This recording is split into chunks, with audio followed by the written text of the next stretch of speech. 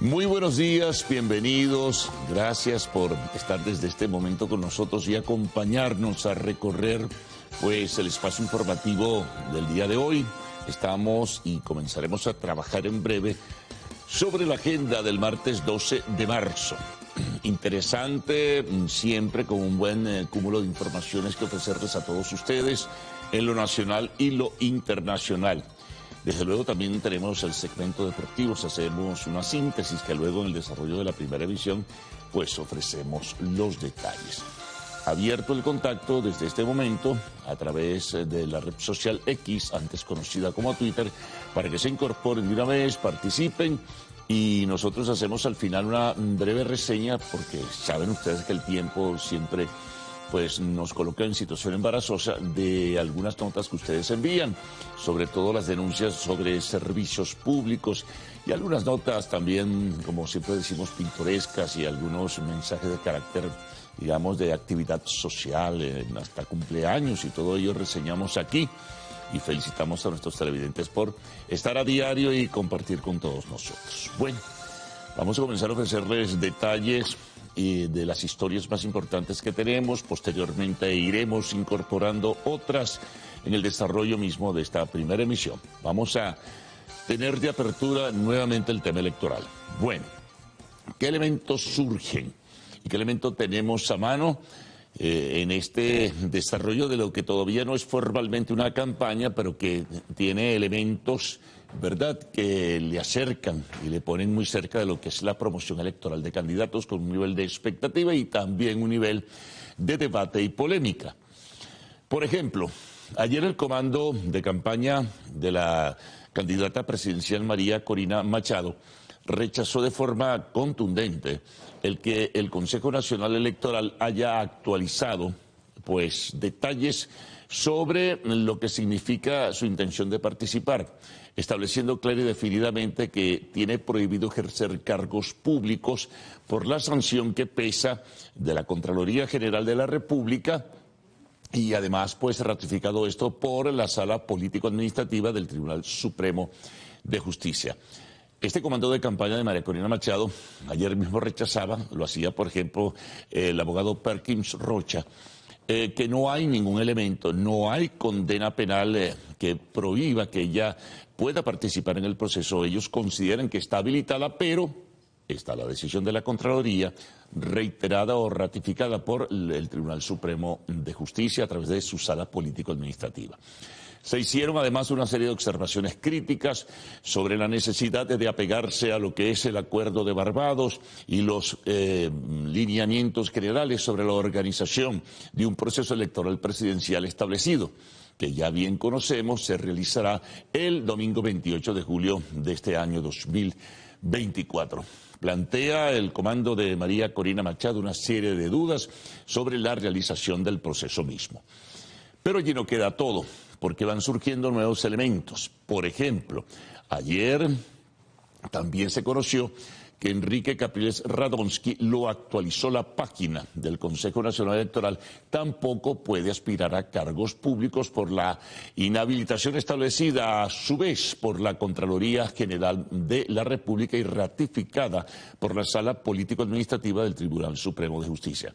Sin embargo, frente a esta realidad y de cara a lo que es la intención y el propósito de querer participar en el proceso, me refiero en este caso a María Corina Machado, Capriles señalaba que respetando su intención y su propósito, debería entrarse en un proceso de reflexión y los factores de la unidad, los factores de la plataforma unitaria, escoger, decía Capriles, una opción. Él no habló de sustituto o sustituta a la candidatura de María Corina Machado, sino una opción, porque evidentemente el tiempo corre y quedan 10 días aproximadamente para definir las cosas, para la postulación entre el 21 y el 25 de marzo, recordaba Capriles. Y en este caso, pues él decía que hay que despojarse de particulares posiciones y que en este caso debe tomarse una decisión. ¿Qué va a ocurrir ¿Surgirá un candidato unitario en los pocos días que quedan antes de la inscripción del postulado o se inscribirán varios candidatos? Y luego se escogerá uno finalmente que pueda representar los intereses de los grupos de la plataforma unitaria, pero además de los grupos políticos, digo. Pero además, decía Capriles, María Corina Machado tiene que jugar un papel fundamental en la escogencia de lo que ratificaba, considera es una opción y no sustituto o sustituta. A ver qué respuesta surgirá en el día de hoy. Sin embargo, ayer mismo otros factores que se involucran alrededor de la candidatura de María Corina Machado, antes de conocerse la declaración de Capriles, señalaban que no es posible realizar sustitución porque además hay una escogencia que se hizo a través del voto y la participación de un colectivo en la consulta primaria del 22 de octubre del año pasado. Pero allí no quedan las cosas. El Partido Nuevo Tiempo, que este fin de semana, como ayer reseñábamos, había sido señalado de estar promoviendo una supuesta o presunta fractura, renovó criterios a favor de la unidad. El vicepresidente de esta organización política, Luis Emilio Rondón, señalaba que hay intención de tratar de crear una imagen que no es la palabra textual la que utilizó, pero sí crear una imagen contraria a lo que es el espíritu de unidad, y dijo que se ratificaba el apoyo a la propuesta o candidatura de María Corina Machado, al margen de que pesa sobre ella una inhabilitación. Pero esto puede ser una declaración en la formalidad, porque como decía Capriles, quedan muy pocos días antes de comenzar el proceso de postulación y los que se agrupan alrededor de la plataforma tendrán que tomar decisiones. Pero también, entonces, por ello decía, UNT se deslinda de cualquier postura de que se le acuse de ser un factor de perturbación de la unidad, sino todo lo contrario. Pero también ayer, por ejemplo, Maduro anunciaba que responderá a lo que fue la decisión de las bases del partido del gobierno en la consulta del jueves al sábado de la semana pasada, el día viernes, cuando se realiza el Congreso del Partido Socialista Unido de Venezuela. Según Diosdado Cabello, el primer vicepresidente del PSV, Maduro habría obtenido 4 millones de votos a su favor en esa consulta donde hubo 300.000 asambleas para que la gente postulara a su candidato. Es de suponer que el viernes Maduro es demasiado obvio pues aceptará la postulación y será el candidato pues del partido del gobierno en la búsqueda de la reelección a las elecciones del 28 de julio. Pero allí no quedan los temas porque siguen sumándose elementos o variables sobre lo que es el proceso electoral. Ayer estuve en Maracaibo, Eduardo Fernández, legendario líder político venezolano, fue a hablar con Nicolás Maduro, dio declaraciones y dijo que había ido a Maracaibo a reunirse con Rosales para que trabaje a favor de la unidad y evite fracturas en el seno opositor. Bueno, es parte del compendio que tenemos en cuanto al tema electoral. Pero hay otras informaciones que también trascienden en la agenda. Por ejemplo, ayer Benanchan dio a conocer cifras de lo que fue el intercambio comercial entre los Estados Unidos y Venezuela en el año 2023. Casi que superó, casi más allá de duplicarse. Aproximadamente fueron 6.092 millones de dólares que se intercambiaron básicamente, por este periodo de flexibilización sobre las sanciones, ¿verdad?, con la actividad petrolera fundamentalmente. Entonces, se está al nivel de espera y de expectativa sobre lo que pudiera pasar el 18 de abril cuando vence ese periodo de flexibilización de 6 meses. Pero en todo caso, fue beneficioso el intercambio comercial. Se duplicó, incluso por encima de lo que había sido en el año 2022, y eso lo pondera debidamente la Cámara Venezolano-Americana de Comercio e Industria, Benanchan. Seguimos. Viene desde los Estados Unidos, desde Miami concretamente, la información de la reducción de la pena de 15 a 12 años de prisión para la que fuera tesorera Claudia Díaz Guillén, tesorera de la República, y su pareja, Adrián José Velázquez, un oficial en situación de retiro de la Fuerza Armada.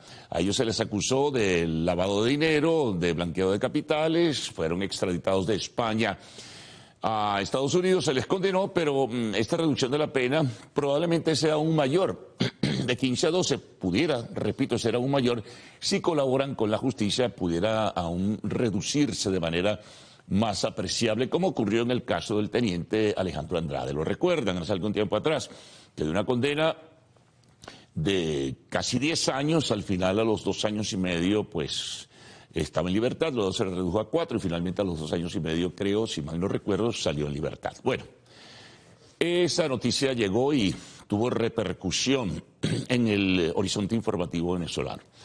Bueno, nos vamos al caso del teniente Ronald Ojeda, secuestrado y asesinado en Chile. Ayer el presidente Gabriel Boric de Chile, de ese país, pues se pronunció nuevamente en una entrevista radial señalando que perseguirán de forma implacable a los responsables del secuestro y del asesinato del teniente Ronald Ojeda. Habló de la crudeza, de la miseria humana con lo que le pasó y lo que le hicieron al teniente Ronald Ojeda, que estaba bajo asilo político en Chile. Por aire, mar y tierra, decía Gabriel Boric, se les está persiguiendo y se dará con ellos para que respondan por el crimen cometido.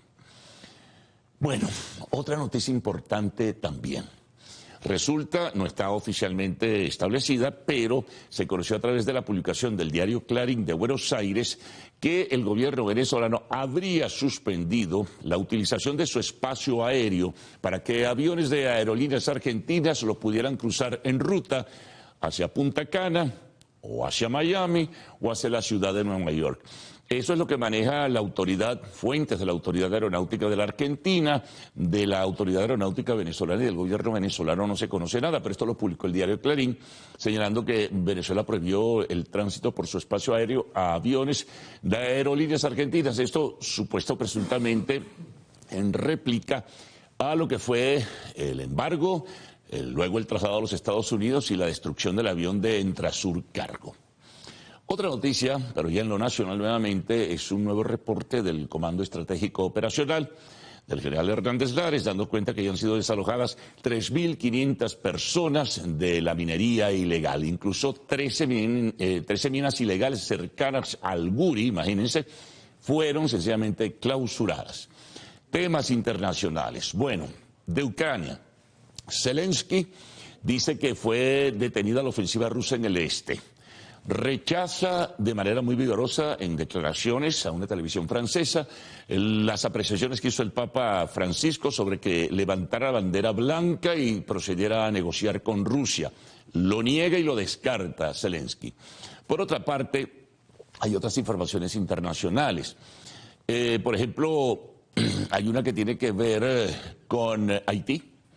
República Dominicana ha dispuesto el cierre del espacio aéreo, eso ya se conoce, pero para la posibilidad de traer personal de su embajada por vía aérea, es decir, ir a Haití y rescatar a estas personas. La situación de violencia es terrible, la capital Puerto Príncipe al parecer estaría en manos, cada día mayor su porcentaje en manos de las bandas criminales. Es una situación realmente delicada. También informaciones sobre, bueno, la situación en la Franja de Gaza. El gobierno israelí señala que dio de baja al segundo de una de las brigadas más fuertes y que habrían participado en la incursión del 7 de octubre del año pasado. Del segundo jefe de esta brigada del grupo fundamentalista Hamas. Esa fue la información pues, que ofrecía ayer el gobierno israelí. Habría que tener otros detalles y habría que ver si hay la confirmación de este hecho. Bueno, hay otras notas internacionales también que estaremos desarrollando, como siempre decimos, en el respectivo segmento. Vamos entonces ahora con notas deportivas, a resumir actividad que se va a realizar en el día de hoy. Partidos de vuelta, hoy martes 12 de marzo de UEFA Champions League, se disputan su pase a los cuartos de final, el Barcelona de España y el Napoli de Italia. Partido bien intenso, habrá de seguramente desarrollarse. El partido va a ser en el Estadio Olímpico de Montjuïc en Cataluña, en Barcelona.